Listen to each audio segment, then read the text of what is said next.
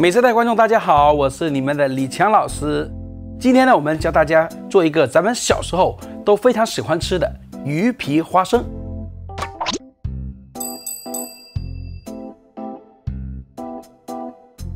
鱼皮花生呢，需要用一些什么食材呢？肯定会用到白皮花生，颗粒比较大，它的油脂含量比较丰富，吃起来会比较香。然后我们会用到面粉、红薯粉、蜂蜜。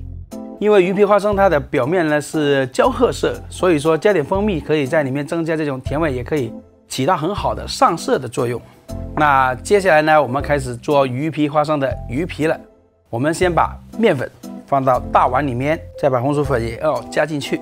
接下来呢，我们往里面加水，我们用筷子边搅边往里面加，把蜂蜜、糖、还有盐、泡打粉通通加进去，把它们全部搅匀。鱼皮花生呢是一个咸甜适口的一个小吃，所以说我们往里面加盐呢，就是起到一种中和它的一些甜味的。好，我们把它给揉光滑之后呢，拿保鲜膜给它封起来，给它醒发一下。那醒5分钟之后呢，我们开始把花生包到鱼皮里面去。我们先揪一个面团，把它给搓圆，再把它给按扁。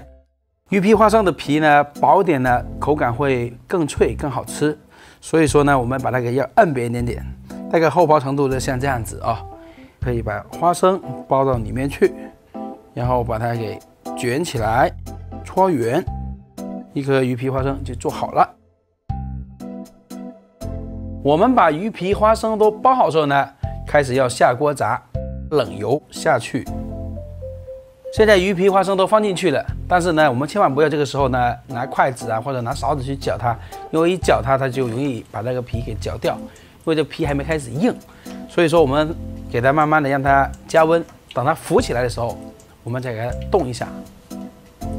现在鱼皮花生一个个都浮起来了，我们这个时候呢，千万不要把它火开大，还是用小火，因为花生有一层外皮，你要开大火的话，外面焦了，花生不一定还会熟。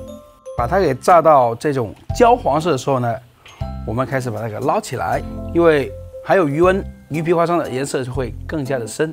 鱼皮花生除了这个口味之外呢，还有一些用椒盐的味道，还有一些呢加一点点南乳汁的味道。我们可以根据自己的喜好变换不同的口味。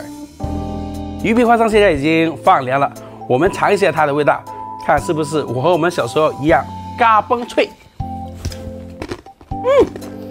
好吃。